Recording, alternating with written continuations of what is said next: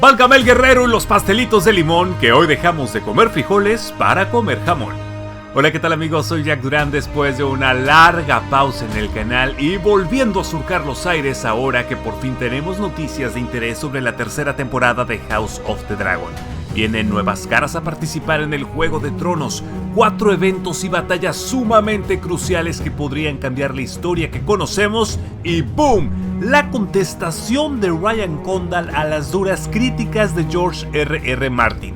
¿Será que esta es la ruptura definitiva entre el showrunner y el autor de las novelas? Como siempre, cinturón de seguridad y vamos para allá.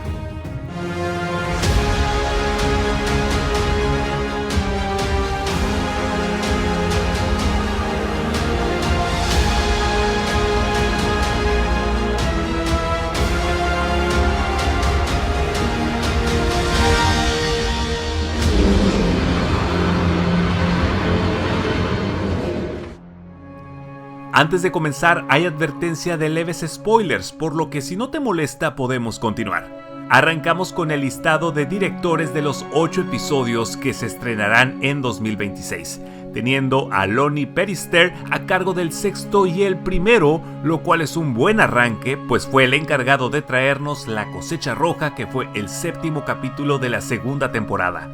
Luego está nuestra queridísima Claire Kilner, dirigiendo los episodios 2, 3 y 4, que ojito, es justamente en esta racha donde se viene la batalla del Gaznate, un encontronazo marítimo entre la flota de la Triarquía y los Targaryen del bando de Rhaenyra. Todo esto con caos, destrucción, un montón de barcos, muerte y dragones de por medio. Y es que según Ryan Condal, esta batalla acuática será la secuencia más compleja que se haya realizado jamás para la televisión, siendo rodada entre mayo y julio. De hecho, ha estado en la mente de la producción por 3 años, decidiendo cómo se iba a montar, con varios departamentos de varias disciplinas trabajando en ella. Es por eso que hay altas expectativas de los fans, pues hablamos de algo realmente grande. Pero volviendo con Claire, siendo una veterana, sus trabajos son bien balanceados, aunque no exentos de controversia en el guión, como cuando Criston Cole se volvió loco en la boda de Rhaenyra y no fue culpado por ello, o cuando Rhaenys rompió el piso del Pozo Dragón, llevándose consigo a cientos de inocentes. Crucemos los dedos porque las piezas encajen correctamente. Eso sí, cuando se trata de diálogos, creo que Claire sabe dirigir muy bien a los actores. El quinto y el séptimo episodio estarán a cargo de Nina López Corrado, debutando en la saga y teniendo como antecedente su trabajo en la segunda temporada de The Last of Us, así como su paso por The Mentalist, lo cual debe ser garantía. Y ya saben, los penúltimos capítulos siempre son los más fuertes. Para cerrar la tercera temporada, es decir, el capítulo 8, tendremos a Andrzej Parek, quien estuvo detrás del episodio 2 de la segunda temporada, Smallfolk, así como en las series de Succession y Watchmen. Dando el banderazo de salida, es oficial que las grabaciones de la tercera temporada han iniciado, concretamente el 31 de marzo, y la mayor parte tendrán lugar en Livingston Studios, también en Gales y en el suroeste de Inglaterra. Otro evento relevante a mostrarse en esta nueva tanda de capítulos es la batalla de Ladera o Tumbleton, como se dice en inglés, donde habrá una serie de traiciones y mucho pueblito quemado. Algunos especulan que estas fotos de Unbox PhD del set que vemos corresponden a ese lugar. Ahí participará Ormund Hightower, sobrino de Otto Hightower, descrito como el rol más importante que se ha agregado desde la temporada 1, y vía Entertainment Weekly, Ryan Condal dijo que este personaje va a encantar y sorprender a la audiencia con lo que traerá a la narrativa. El actor encargado de interpretarlo será James Norton y portará una espada de acero valirio llamada Vigilancia. Así que gente del dominio, cuídense, porque un caballero peligroso saldrá de Antigua. Hemos hablado ya de 2 momentos importantes, la batalla del Gaznate y la batalla de Ladera, pero hay otro que cobra impulso y es la toma de desembarco del rey, que debería ocurrir en el capítulo 4, donde convergerán muchos de los personajes principales y habrá un montón de extras. Lo malo de esto es que la producción no volverá a Cáceres, España, para representar a la capital de los 7 reinos, por lo menos no por ahora. El cuarto momento sería el baile de los carniceros, una batalla cruda y sangrienta al sur del Ojo de los Dioses, una verdadera masacre que involucra a los verdes liderados por Criston Cole y a los negros conformados por los Lobos del Invierno. Pasándonos a Aegon Targaryen, nos dicen lo siguiente: está un poco perdido en la historia, en el sentido de que nadie sabe realmente qué sucedió. Como guionistas aprovechamos esa oportunidad para descubrirlo. Ese fue uno de los grandes retos de escribir la tercera temporada, encontrar algo que funcionara y fuera satisfactorio, pero que no causara un efecto dominó en la narrativa ni cambiara el rumbo de las demás piezas importantes. Sinceramente, creo que es una de las mejores historias que hemos logrado este año. En noticias del casting, el actor Dan Fogler de Harry Potter se ha unido a la tercera temporada de House of the Dragon, según el portal Deadline, y hará el papel de Torren Manderly, señor de Puerto Blanco y quien apoyará a Rhaenyra en lo que está por venir. Para los amantes de la acción, el asunto se pone intenso con el ingreso de Tommy Flanagan encarnando el papel de Roderick Dustin, apodado El Ruinoso, señor de Fuerte Túmulo y uno de los principales comandantes de los Lobos del Invierno, un destacamento de soldados norteños veteranos al servicio de Cregan Stark y quienes marcharán al sur. De hecho, ya los vimos en Los Gemelos al final de la segunda temporada. Pasándonos a hechos emocionantes, nos dicen que el final de House of the Dragon podría conectarse con Game of Thrones. Según los showrunners, tiene que haber un porqué relacionado al motivo por el que se cuenta la historia, y esto se explicará mejor al final de la serie, ya que en un principio partieron de un punto de vista muy específico. De lo anterior, me imagino que se refieren a la mención de Daenerys Targaryen y la caída de su casa, o también esa mención a la profecía de Aegon el Conquistador y la llegada de la larga noche con los caminantes blancos.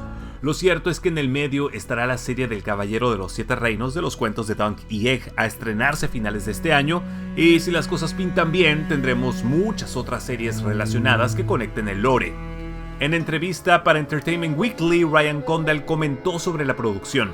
Esta es sin duda nuestra temporada más grande hasta la fecha, tanto en términos de ambición como de tamaño práctico y cantidad de sets. Estamos alcanzando la cima de esa parábola narrativa y comenzando a descender, si no al final, sí a la mitad y entrando en el final del segundo acto y avanzando hacia el comienzo del tercero. Cualquiera que haya leído ese libro sabe que la narrativa se vuelve más grande y sombría a medida que avanza y la serie tiene que estar a la altura de esa ambición lo mejor posible. Diré que la guerra de esta temporada se pone muy intensa, muy rápido. Creo que quienes esperaban con ansias todo el horrible, brutal y despiadado derramamiento de sangre, lo recibirán en abundancia.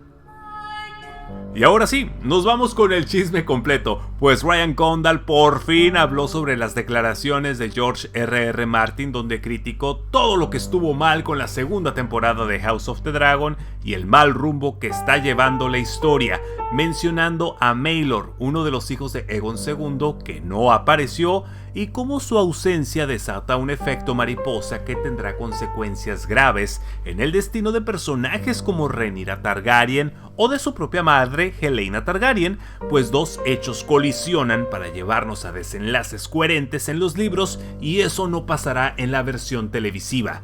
Sobre lo dicho por George, Ryan dijo: fue decepcionante, simplemente diré que soy fan de Canción de Hielo y Fuego desde hace casi 25 años y trabajar en la serie ha sido uno de los grandes privilegios no solo de mi carrera como escritor, sino también de mi vida como aficionado a la ciencia ficción y la fantasía. El propio George es un monumento, un ícono literario, además de un héroe personal, y tuvo una gran influencia en mi desarrollo como escritor. Es una historia incompleta que requiere unir muchos cabos y mucha inventiva a medida que avanzas. Simplemente diré que me esforcé al máximo para incluir a George en el proceso de adaptación. De verdad que sí, durante años y años. Disfrutamos de una colaboración mutuamente fructífera, creo, muy sólida durante mucho tiempo. Pero en algún momento, a medida que avanzamos, él simplemente se mostró reacio a reconocer los problemas prácticos de forma razonable, y creo que, como showrunner, debo mantener mi rol de productor práctico y mi rol de escritor creativo amante del material al mismo tiempo. Al final, simplemente tengo que seguir adelante no solo con el proceso de escritura, sino también con las partes prácticas del proceso por el bien del equipo, el elenco y HBO, porque ese es mi trabajo. Así que solo puedo esperar que George y yo podamos redescubrir esa armonía algún día, pero eso es todo lo que tengo que decir al respecto. sobre cómo piensa resolver lo de Maelor, aclaró: "No hacemos nada en la serie sin hablarlo y reflexionar profundamente durante meses, sino años. Solo diré que las decisiones creativas que tomamos en la serie fluyen a través de mí, cada una de ellas. Y esta es la serie que quiero hacer y creo, como fan de Fuego y Sangre y lector empedernido de este material, que es la adaptación que deberíamos hacer no solo para Fuego y Sangre, sino también para una audiencia televisiva masiva". Ahí lo tenemos. Parece que la relación entre el escritor y el realizador está rota, y espero por los 7 dioses que el ego y la soberbia no puedan más que la lógica y los deseos de darnos a los espectadores la serie que merecemos sin echar por la borda la coherencia. Se entienden los temas de practicidad y las limitaciones de formato, pero para ello debe haber planeación y no considero que sea un gran problema llevar el argumento por la dirección correcta. En el apartado de rumores se especula que un personaje de la primera temporada haga su regreso aquí, y aunque no sepamos de quién se trata, puede que aparezca en flashbacks o visiones, como lo fue el caso de Rhaenyra joven o Viserys. A su vez, la tercera temporada tendrá un episodio conceptual centrado en personajes, similar a un interludio y explorando sus puntos de vista y paralelismos. Como dato extra, ya sabemos que pronto aparecerá Daeron Targaryen, el cuarto hijo de Alicent, quien se crió en Antigua siendo el escudero de Ormund. Sobre Daeron nos dicen que es un personaje importante en el libro, pero apenas toma relevancia pues no ha aparecido en el mundo de su familia, no por lo menos en su núcleo más cercano, y ese es un factor clave que será interesante. En las próximas semanas seguramente recibiremos más información, así que estaré al pendiente no solo de eso, sino de cualquier spoiler y noticia de la saga, porque sin dudas ya todos necesitamos revivir el fuego del dragón que llevamos dentro. Y de esta forma hemos terminado. No olvides suscribirte al canal y activar la campana de notificaciones acá abajo para estar alerta de nuevo contenido. Por mi parte es todo, muchas gracias por estar aquí, mi nombre es Jack Durán y nos vemos en otra emisión.